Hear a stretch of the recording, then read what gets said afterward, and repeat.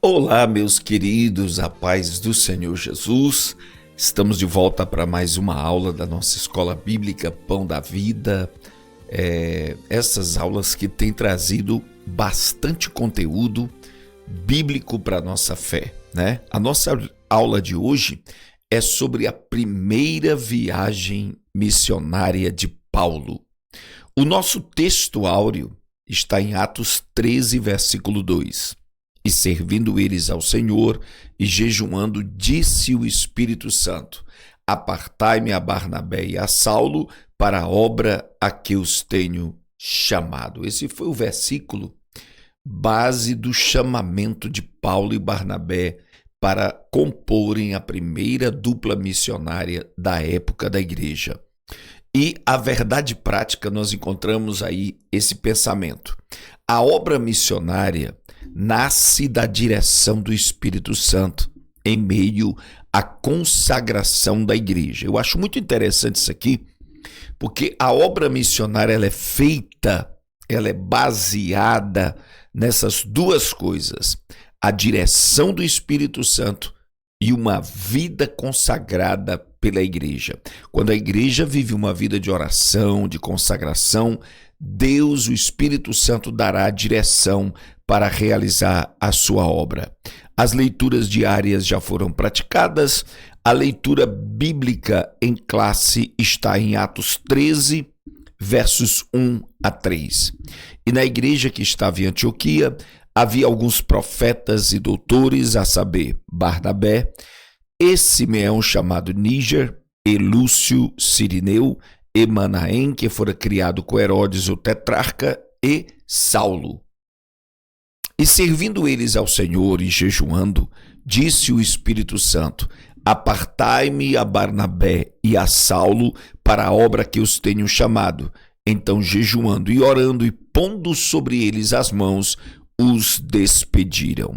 A nossa introdução começa dizendo: a história missionária da igreja primitiva começa na igreja de Antioquia da Síria. Começa oficialmente, né?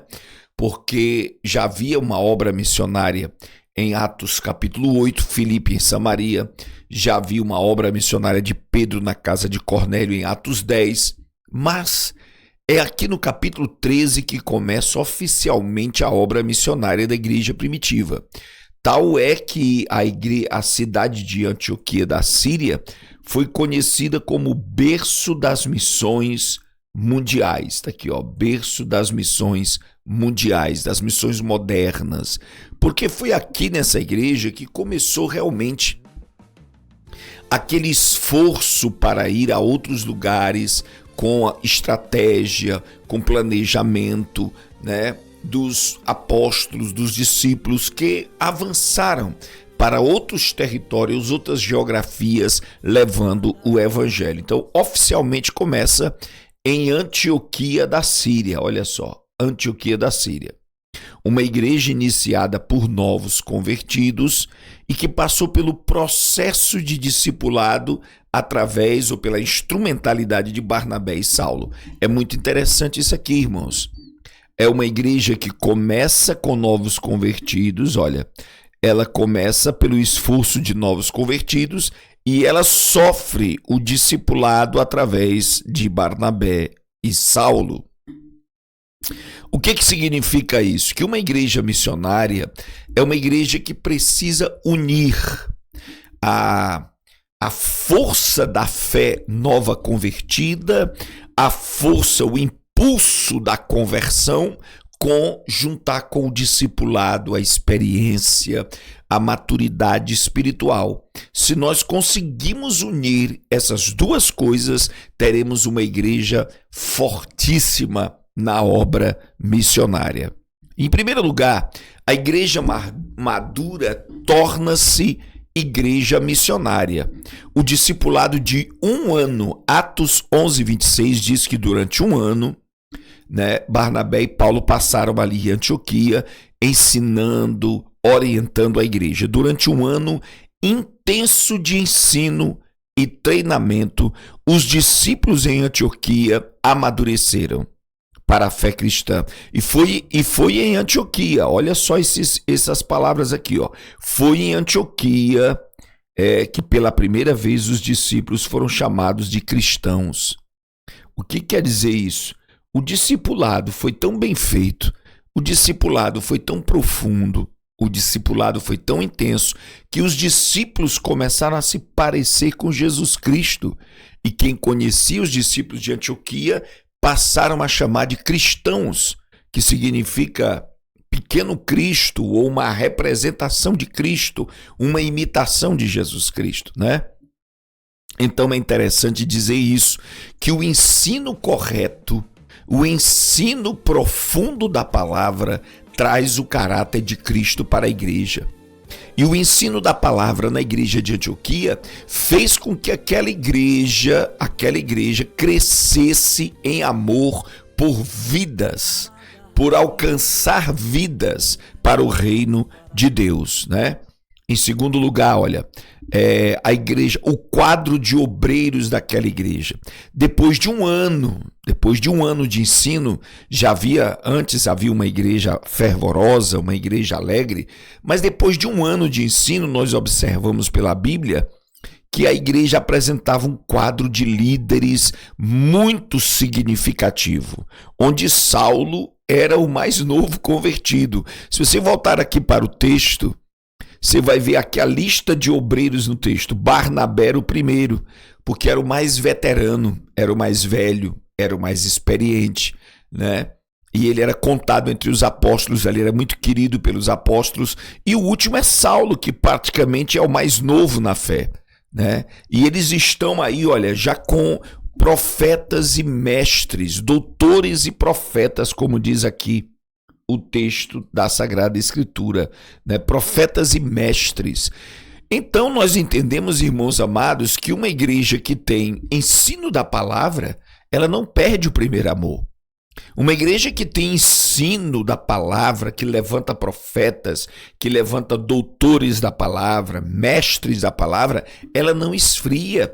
Pelo contrário, ela gera um quadro de obreiros que mantém a igreja funcionando e permite, presta bem atenção, permite o envio de missionários, né? Porque ela tem uma estrutura para se auto-manter.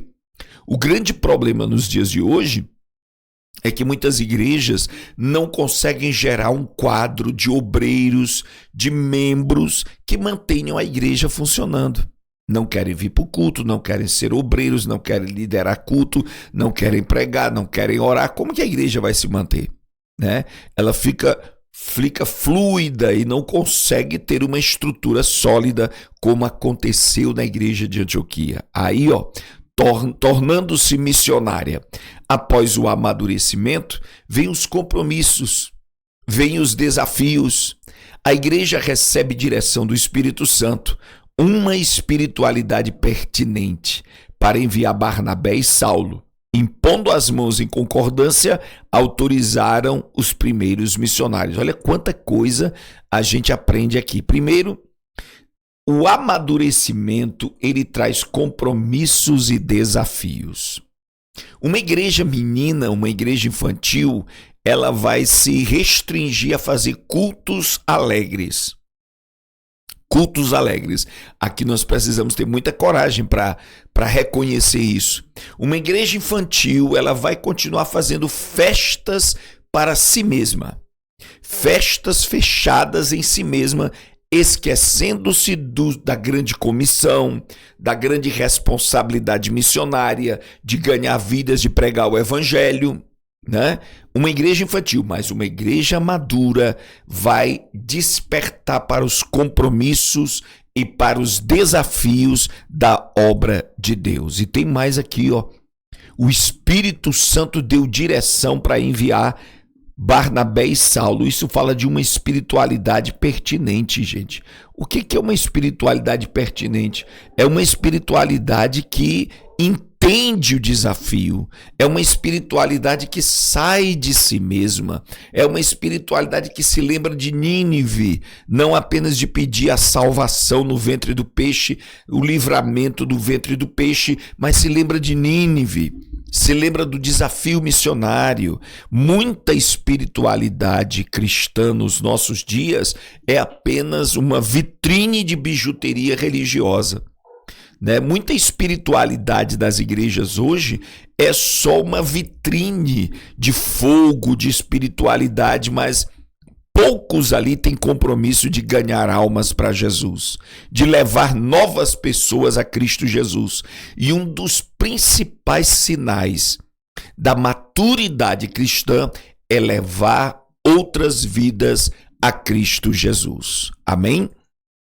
E ele diz mais aqui, eles impondo as mãos em concordância autorizaram. Não era um oba-oba, era uma obra missionária oficial, institucional. Eles impuseram as mãos, eles autorizaram. E essa nova dupla missionária partiu para fazer a primeira viagem missionária do apóstolo Paulo.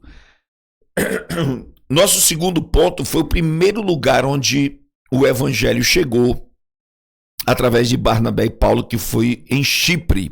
Chipre era uma ilha, está aqui localizada na costa sudoeste da ilha de Chipre, ficava a cidade de Pafos, A cidade de Pafos conta com um clima temperado, era um dos mais célebres centros de peregrinação do antigo mundo grego, pois era onde se pensava ter nascido a deusa grega Afrodite. Foi a capital de Chipre, já no tempo das civilizações grega e romana. Algumas coisas aqui importantes a observarmos. Primeiro, veja que era Chipre, aliás, Pafos, a cidade de Pafos, era a capital de Chipre. Tá aqui, deixa eu colocar aqui.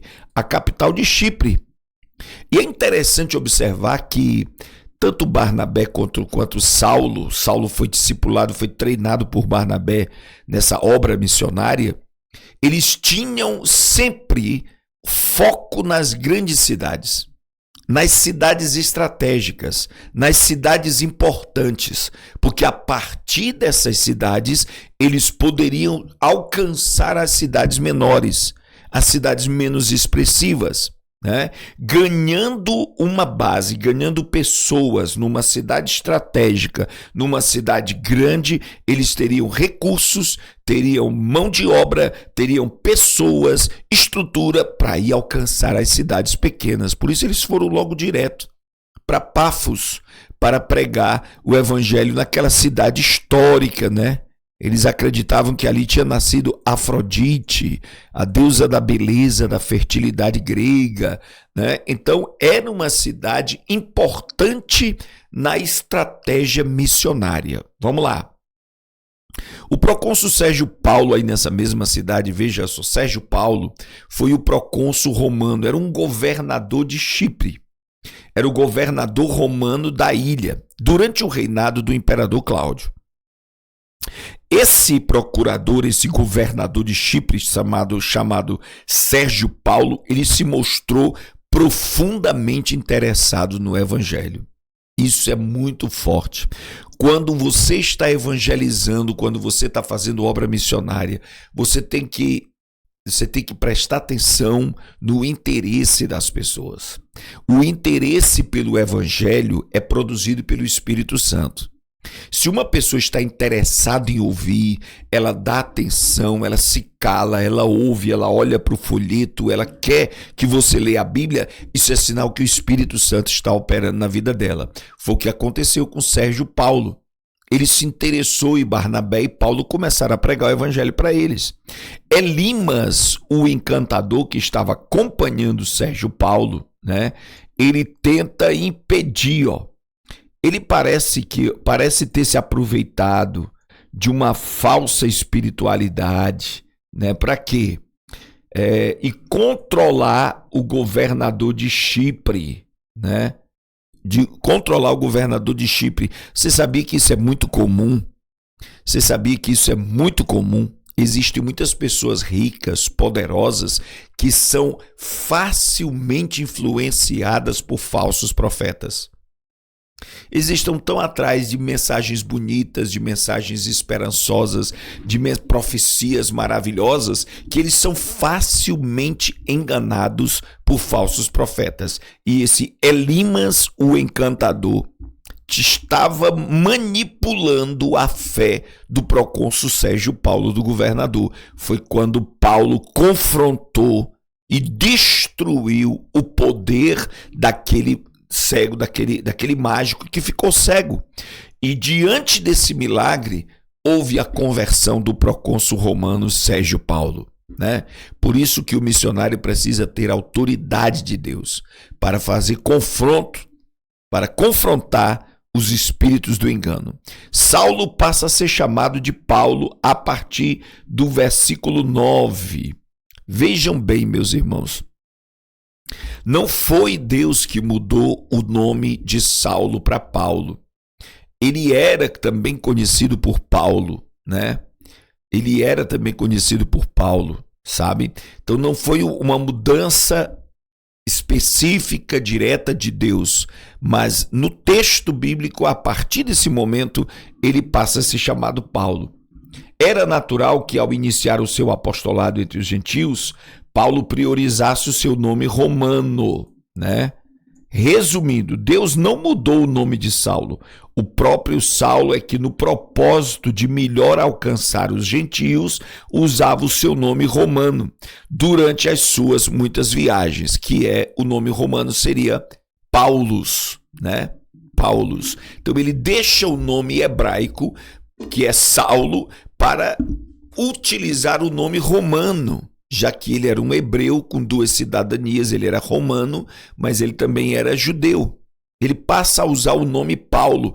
É uma estratégia também muito interessante, irmãos, utilizar ferramentas que se identificam com aquelas pessoas que a gente quer ganhar, né? Se você quer alcançar gentios, se você quer alcançar caminhoneiros, se você quer alcançar artistas, jogadores de futebol, você tem que criar um ambiente, uma linguagem, uma roupagem, um ambiente que você possa levar o evangelho puro e genuíno. Veja, você não está mudando o evangelho, você está mudando a roupagem, o ambiente, sabe? O cenário, né? Para que você possa alcançar com mais facilidades as pessoas a quem você se propõe, ok?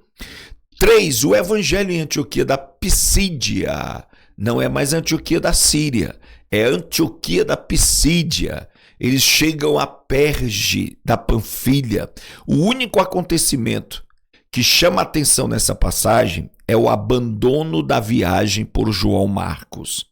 Diz a Bíblia, apartando-se deles, voltou para Jerusalém. Essa era uma região, deixa eu ler esse finalzinho aqui. As desistências hoje terão interferências nos projetos futuros. Eu vou grifar isso aqui. As desistências hoje terão interferências diretas nos projetos futuros. Essa região da Panfilha, segundo os historiadores geográficos da época, tinha muitos salteadores, ladrões, havia um nível de violência, de insegurança muito grande nessa região. O que acontece? João Marcos era novo, João Marcos era inexperiente e ele ficou com receio, ficou com medo. E voltou atrás, apartou-se de Barnabé e Saulo e voltou para Jerusalém. É interessante que essa desistência de João Marcos vai causar um grande problema no futuro entre Barnabé e Saulo. Isso é muito importante a gente ensinar, a gente exortar a cada um de vocês. Tenha cuidado com desistências. Pessoas que desistem fácil estão trazendo desequilíbrio para a obra de Deus. Pessoas que desanimam fácil acabam trazendo conflitos e problemas na continuidade da obra de Deus. Você vai ver isso mais para frente, né? O evangelho em Antioquia da Pisídia. Vamos lá, Barnabé e Saulo recebem a oportunidade para falar. Paulo prega uma belíssima mensagem que está no versículo 15 até o 41. Os judeus, após a reunião, pediram mais para o próximo sábado, o que reuniu uma multidão maior no sábado seguinte, causando inveja e ódio nos judeus presentes. Quando Barnabé e Paulo chegavam numa cidade, a primeira coisa que eles faziam era procurar a sinagoga. Ambos judeus, Barnabé de Levi, Paulo também era israelita, e eles vão da tribo de Benjamim, e eles vão, não é? Eles vão para a sinagoga. E Paulo pregou uma mensagem tremenda do evangelho, adequando a lei, a história de Israel, e os judeus ficaram maravilhados e pediram mais para o próximo sábado. Só que no sábado, no Shabat seguinte, vieram muito mais pessoas à sinagoga do que costumava vir. Era uma novidade para eles. E isso causou um gatilho, causando inveja e ódio nos judeus presentes. O sucesso do evangelho causa inimizade, causa inveja, causa perseguição naqueles que não creem. Então, voltando-se para os gentios, versos 46 e 49, foi em Antioquia da Pisídia que Barnabé e Paulo decidiram se voltar para a evangelização dos gentios. Aqui eles estavam deixando a prioridade de pregar para judeus. Eles continuariam pregando para judeus, mas a prioridade agora seria alcançar os gentios, né? O que causou uma grande alegria nos povos gentílicos que ouviram as palavras de Barnabé e Paulo dizendo: nós vamos nos voltar para as outras nações. Que os gentios, gente, estavam recebendo mais a palavra de Deus, É impressionante e interessante dizer aqui, às vezes quanto mais a gente tem, menos a gente valoriza, né? Quanto mais a gente tem, menos a gente dá importância. Os judeus tinham muita lei, tinham muito ensino da palavra através do Antigo Testamento, da Torá, mas os gentios não tinham aquela revelação. E quando eles ouviam o evangelho, e que o evangelho também incluía eles ficaram maravilhados. Eles queriam, e eles bradaram de alegria quando viram que Barnabé e Paulo passariam a evangelizar os gentios. Aí veja só, continua a primeira viagem de Paulo e Barnabé. Eles vão para Listra e Derbe. A resistência em Icônio, a perseguição pelos judeus no ministério de Paulo foi desde o começo. Em Icônio, ao verem muitos gentios se converterem ao evangelho, decidiram insultarem e apedrejarem a Barnabé e Paulo. Os judeus começaram a ir às reuniões de Paulo e Barnabé não para ouvir, mas para tumultuar. Aí veja só, chegando em Listra e Derbe, eles saem da região de Icônio, né, por causa dessa perseguição, e vão para Listra e Derbe. A cura de um coxo em Listra fez com que os gentios os confundissem como deuses que desceram. Os gentios ali, idólatras que eram, eles confundiram Barnabé e Paulo com deuses que desceram do Olímpio, o monte onde ficavam os deuses gregos, desceram para se manifestar a eles. Chamaram Barnabé de Júpiter e Paulo de Mercúrio. Júpiter era o deus dos deuses, que sentava no trono no Monte Olímpio, e Mercúrio era o mensageiro. Talvez isso porque Barnabé fosse mais velho, mais maduro, e Paulo foi chamado de mensageiro Mercúrio por conta que Paulo era quem mais falava, era quem mais pregava. E a Bíblia diz que com muita dificuldade impediram as pessoas de lhe sacrificassem oferendas. Está aí no verso 18. Eles queriam fazer oferendas, matar animais, queimar incenso a Barnabé e Paulo, e foi com muito custo, com muito argumento, com muita autoridade, impediram que fizesse isso. Impediram. Agora veja só aqui, retornando à Antioquia da Síria. Aqui está terminando a primeira viagem, né? Vamos dar uma olhada lá. A perseguição dos judeus vindo de Icônio, entraram em Listra e Derbe, né? Que causou o apedrejamento de Paulo, fez com que decidissem retornar. Paulo foi apedrejado aí, né? Os judeus inflamaram, os gentios inflamaram outros judeus para apedrejarem a Paulo, e ele quase morto foi arrastado para fora da cidade. Então vejam bem aqui no versículo 22, na volta eles confirmavam os ânimos dos discípulos pelas igrejas que eles tinham organizado. Aqui é uma estratégia muito interessante, irmãos. Preste bem atenção, você pode até escrever aqui embaixo, né? Pode até escrever aqui embaixo, deixa eu grifar aqui, ó. Escreve aqui na borda aqui, ó. Escreve aqui que nenhuma obra está conquistada se primeiro não for consolidada. Nenhuma vitória está conquistada se primeiro não for consolidada. Ou seja, eles abriam igrejas por onde passavam, mas eles voltavam consolidando, reforçando, animando os irmãos, sentindo a fé deles, dando ânimo a eles. É muito importante, quando a gente evangeliza, cuidar daqueles que nós ganhamos. Porque não adianta contar no domingo 20, 50 decisões e com um mês não tem mais nenhuma na igreja, né? Então é preciso consolidar, confirmar o ânimo dos discípulos num retorno, numa volta, né? Voltar a falar com aqueles irmãos que aceitaram Jesus para eles se consolidarem. Aí vamos lá, ó. Elegeram presbíteros e anciãos em cada igreja por onde eles passaram. Quando eles voltaram de Antioquia da Pisídia, de Listra e Derbe, estavam voltando para Antioquia da Síria, de onde eles partiram a primeira vez, eles foram estabelecendo líderes, presbíteros, anciãos nas igrejas onde passavam, deixando ali um pastorado auxiliar, um pastorado naquela igreja. Chegada em Antioquia da Síria, eles foram dar relatório das maravilhas que viram Deus fazer naqueles dias, né? Agora escuta só bem isso. Chegou aos ouvidos dos apóstolos, né?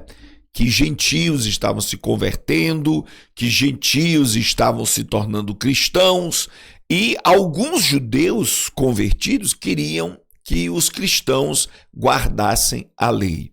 Isso gerou o primeiro concílio de Jerusalém. Concílio era uma reunião de autoridades religiosas que se reuniam para tomar uma decisão, para dar uma direção aos caminhos da igreja. E aconteceu isso aqui, ó. O lapso de tempo nas viagens de Barnabé e Paulo é intercalado pelo primeiro concílio cristão em Jerusalém para discutir a liberdade dos gentios. Veja só. Tanto Pedro, quanto Paulo, quanto Barnabé, quanto alguns irmãos achavam que não deveriam colocar nenhuma obrigação sobre os gentios acerca da lei, né? Mas os judaizantes, que eram da parte de Tiago, né? Eles queriam que obrigasse os judeus, os novos cristãos, gentios, a circuncidar, a guardar o sábado, a guardar a lei. Agora veja bem. Alguns cristãos judaizantes entraram em Antioquia da Síria pregando a circuncisão, né, para a salvação. Só é salvo se circuncidar. O que causou uma grande discussão e contenda entre os judaizantes contra Barnabé e Paulo. Fez com que Barnabé e Paulo subissem a Jerusalém para levar este assunto aos apóstolos. Né? Lá em Antioquia da Síria mesmo foram debater com os mestres de Antioquia, com Paulo e Barnabé, que deveriam guardar a lei para serem salvos. E aí levaram o assunto aos apóstolos em Jerusalém. E aí foi estabelecido o concílio e o assunto. A exigência da circuncisão para a salvação dos gentios foi o primeiro assunto debatido pelos apóstolos na organização da igreja primitiva. É interessante, irmãos. Às vezes a igreja precisa mudar certas atitudes históricas, culturais, né? Se vai incluir bater palmas, se vai colocar bateria na igreja, se vai usar a internet nos cultos, sabe? Existem mudanças na igrejas que precisam ser discutidas com as autoridades da igreja. A percepção, a sabedoria dos seus líderes são importantes para os destinos da igreja. Nenhuma exigência deveria ser colocada ao lado do evangelho, sem apreciação por parte dos apóstolos. Isso aqui era sine qua non, era um requisito. Não se pode mudar nada na prática da igreja, nos rumos da igreja, sem conversar com os apóstolos.